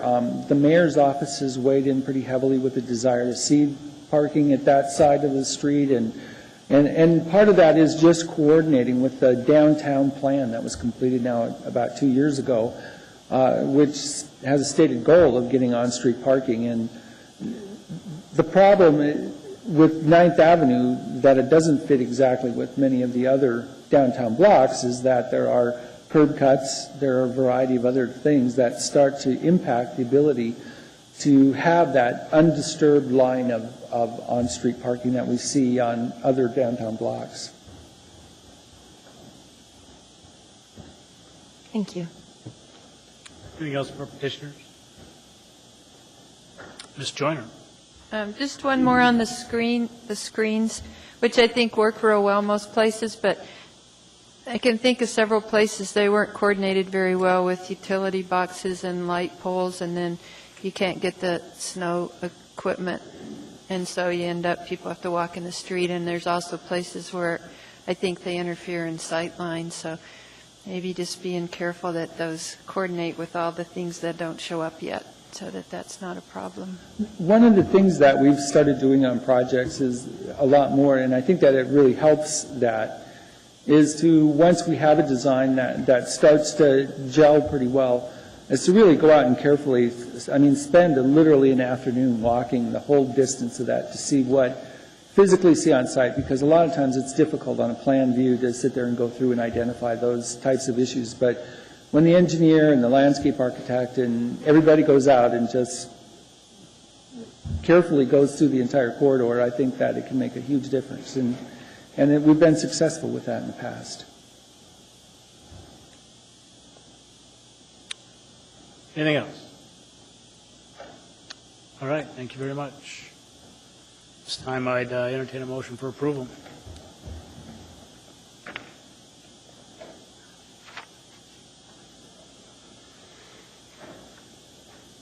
Mr. Briggs. Move to approve UDC case number 2008-058 as meeting the requirements of UDC preliminary landscape plan review with staff comments with the following modifications. I would like to modify staff recommendation number 3 to state, consider substituting the amber chokecherry trees along the north and south sides of the road with other species, perhaps including the following examples, and listing the examples as shown within that recommendation. And then for recommendation number 4, to modify it to read, consider provision of irrigation for all plant materials or alternative watering options during establishment period, during their establishment period. And Mr. Nia, you shows a second. That's okay as read? All right. Speak to the motion, please, Mr. Briggs. I think I'll echo what the people have said. The project is quite expansive and it's quite important to downtown, the park strip, and the pedestrian improvements that it makes, as well as the landscape improvements, will be quite good. And in the lines of the plant material, the intent of that change I made to number 3 was just to open it up to things like birch and other species that aren't listed here. But I think there is a certain possibility within this, not only to perhaps create a cohesive tree planting, but also maybe to try some other species and just see how they work as a street tree. Because there are some species here that maybe if used in small proportion in a couple locations, it could be a little bit of a municipal experiment. And I think that would be a good thing. And then with the change made for number 4, just to give a bit more flexibility in the provision of irrigation, I would stress that the intent of this, that the plants be taken care of during their establishment period at a minimum in the range of 2 to 3 years through whatever methods is deemed appropriate, especially if some of the other tree species are chosen, just to give them the best chance at living, because they might not be as hardy as the old standbys. And then I would like to thank the designer and the petitioner as well. for the inclusion of just the small 3D model for the gateway feature. It's just a really nice way to see the intent of that, and I imagine something like that is really good during public process to show people what you're thinking about. I would encourage to continue providing such things to us and other people. As well, a statement.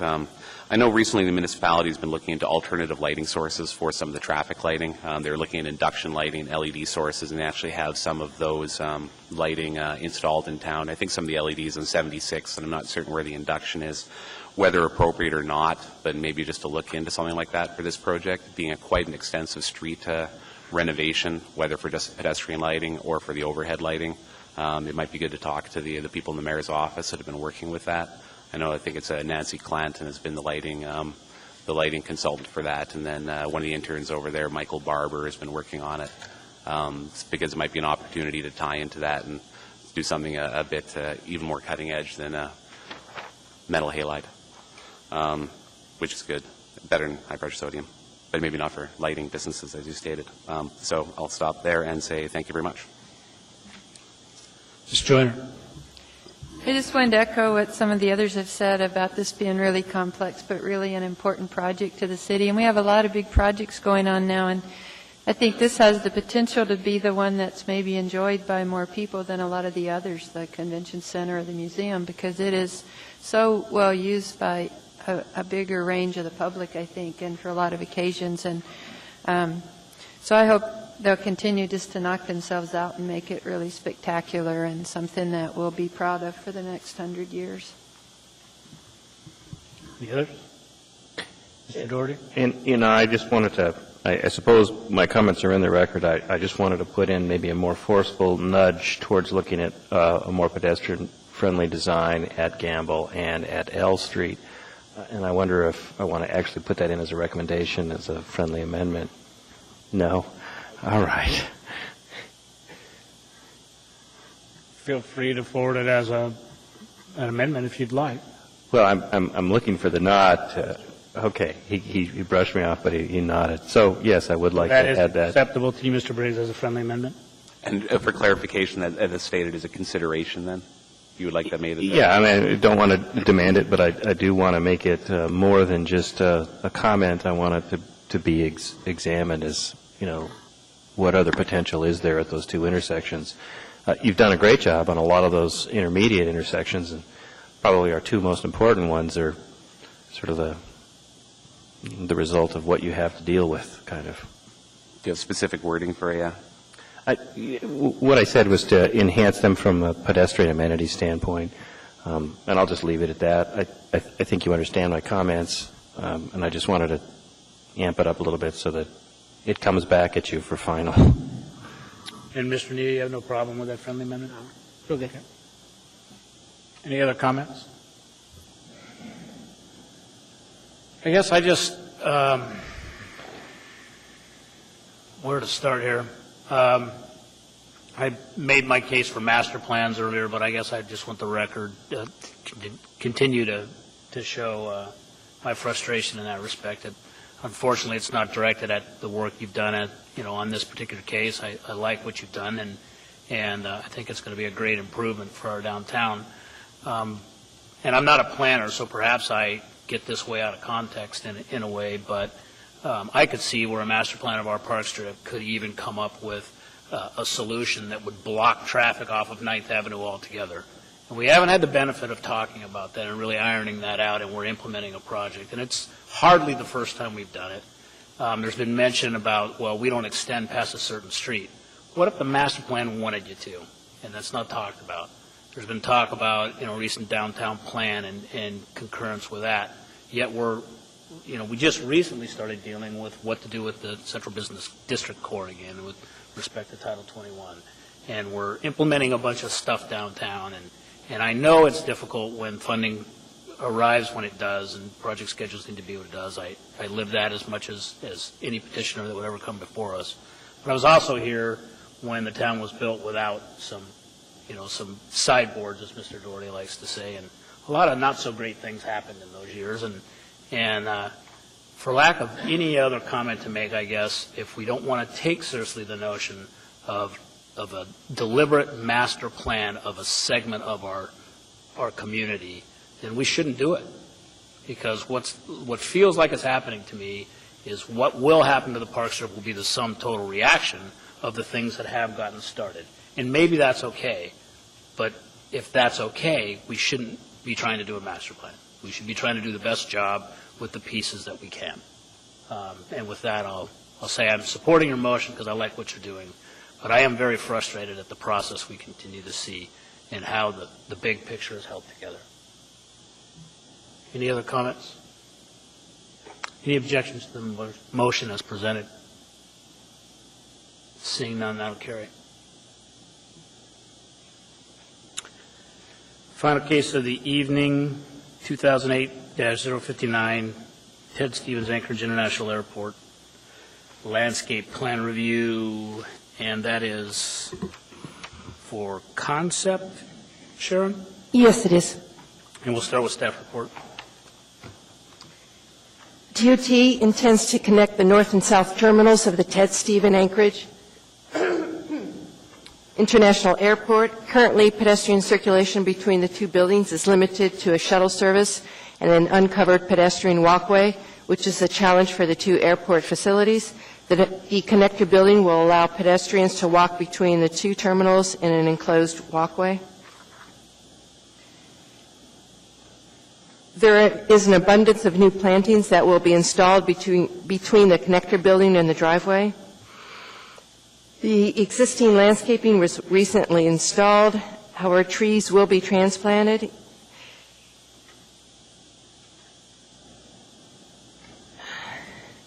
The project will provide benches and attractive planters to enhance pedestrian areas and building entrances. There are no conditions other than the typical boilerplate ones, so I'll conclude with that. Any questions for staff?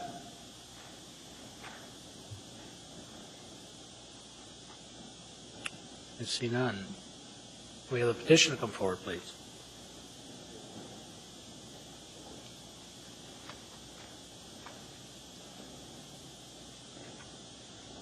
Hi, I'm Brian Meisner with ECI Hire Architects, and you know Terry.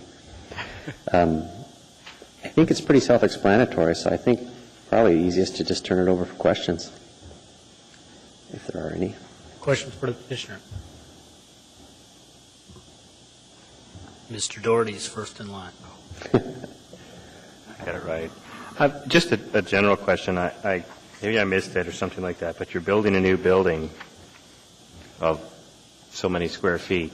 Correct. How do you deal with the additional parking requirements that triggers? And have you done a parking analysis to show that you're covered? It doesn't add any new parking demand to the airport, and the airport's a district-wide system. It's just relocating functions within the airport itself. The project does add, I can't remember the exact count, I think it's 21 parking stalls to deal with the relocation of the police department into this building. Other than that, it's just taking folks who are parking in the existing employee lot, existing employees, and giving them a new home base.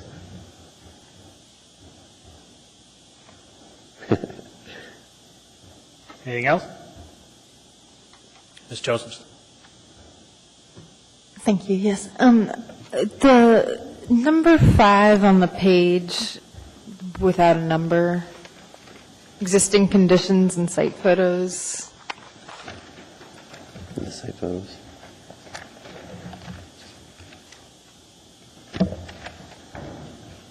It's the one right before L2, or L1, I mean. Yes. What's that building? That's the existing DOT facilities trailer out there. The green trailer is what it's known as. And it's a temporary building that's been there for quite a while. Not as part of this project, but as part of the airport plan, it is going to be removed. But it's not part of this project. Remove that. And whatever goes on in that building will go on in the new building? No, the function remains unchanged. This is it's the projects folder, projects trailer. So it's where all of the project management personnel for everything that's happening at the airport have their home base. Okay. Anything else? Mr. Briggs? Is the fake fire hydrant that you have specified suitably corrosion resistant? It's tested. It's already out there and has been used for some time, and it's holding up very well. Thank you. Anything else?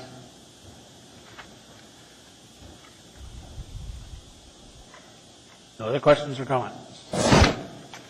Right, I'm going to entertain a motion for approval, and again, suggest that that commissioners might look at the follow-up review being at an administrative level in this case. Pretty straightforward, but I'll leave that to you.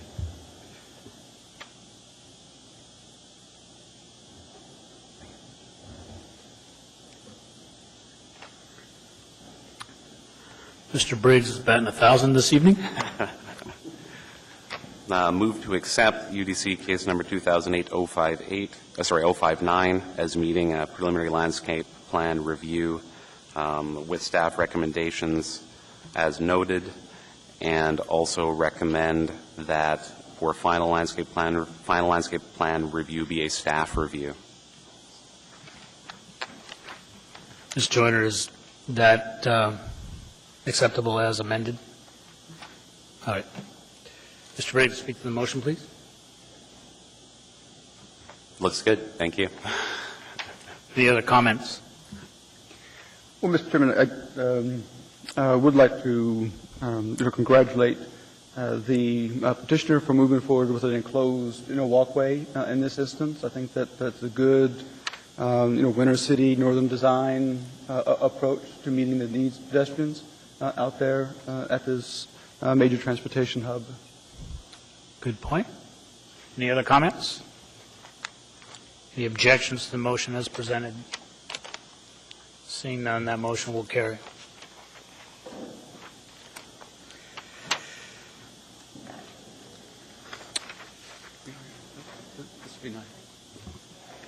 Before we check in on a couple of our subcommittees, for lack of a better way of saying it here, congratulations, everybody, for getting through the first time with our technology. I think we got an A+ there.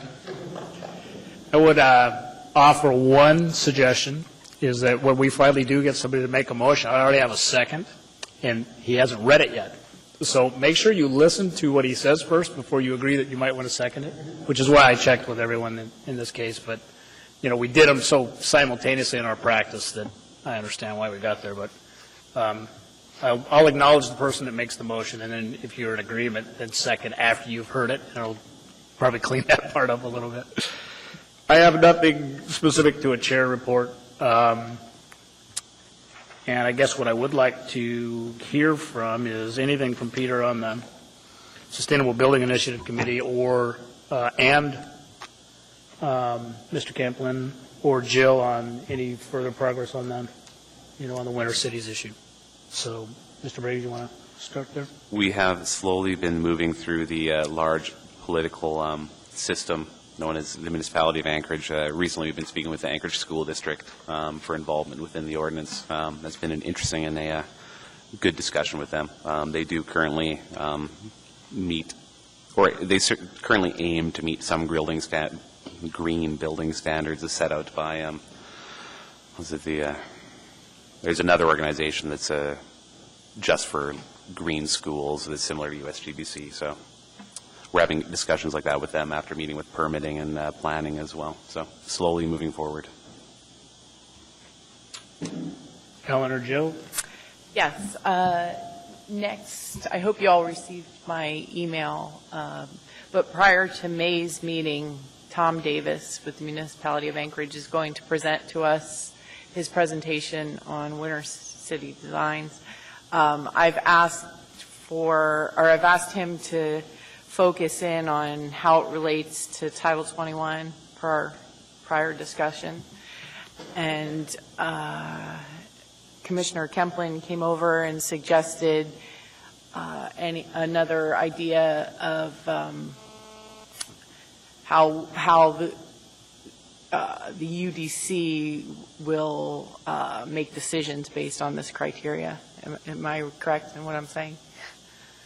What powers the UDC, how the UDC will use this guide You know, we don't want to specifically curtail the creativity of the designers, but we just want to offer them some guidance on Winter City design, I guess. Which I think is going to be the tricky part of that issue, is how we foster it, but give people freedom. And perhaps Tom could help us in that, with some ideas there as well. So that'll happen before our meeting? That's going to be before the May 14th meeting. Yeah. Any other comments from commissioners? Ms. Joyner. Just quickly, I'm on the 1% for art for the fire department on Tudor Road, and the people who worked in the facility and who live in it a lot wanted something functional. So there's going to be a photo mural of the history of the fire department, because that's the oldest fire department facility. And also they wanted, the other one's going to be a dining room table. That'll be the art, and so that's gone out for a couple artists to send in proposals. So it's interesting because it's a little different than some of the other things. And I forgot, Sharon, do you have anything for us? Yes, I did. I just wanted to update you that on the fact that our next meeting, which is roughly in about 2-3 weeks, on the 14th, yes, Tom Davis will be here for a work session early in the evening. I guess 5:30 is that when it's scheduled? I asked for time suggestions. I was at 5:30, I guess. He said it would take him about an hour. Okay. So we either do it at 5 or 5:30. Okay. And then that same evening, Monique Anderson will be here. She'll be here later in the agenda under appearance request, and she'll be coming to talk about the maintenance issues that you all requested some months ago. I think it was back in October. And then also in next month's packet, I've put, just as a reminder for everybody, the minutes from that meeting. It's just one page, so you can kind of just review the discussion that night prior to Monique coming to visit. And I think she is bringing, I asked her if she had anything that any sort of written document that she wanted me to have enclosed in your packets, and she said no, that she'll be bringing something with her, and it was more sort of an informal discussion that she wanted to have with the commissioners. Mr. Kemper. Well, I would just like to, encourage, if you have an opportunity to chat with Monique, before her presentation, and to encourage her to, if she has time in her schedule, to put together some type of quantitative, assessment to kind of evaluating, how things are working with the maintenance, of our landscaping, so that we have, something to really react to. Right, and she has a copy of the minutes, and where that was requested, the quantitative analysis, and she's aware of that. So I don't know that she has anything in writing. I really don't know. She didn't give me any more information than that when I requested something in writing. Well, if she's unable to provide it the next time we meet, perhaps if she could give us some suggestions about how we could, for the UDC, could move forward to acquire that quantitative information. I think you can ask her when she's here in a couple of weeks. You can ask her for recommendations. Any other commissioner comments? Do we have a motion for approval or for adjournment? So moved. We are adjourned. Thank you very much.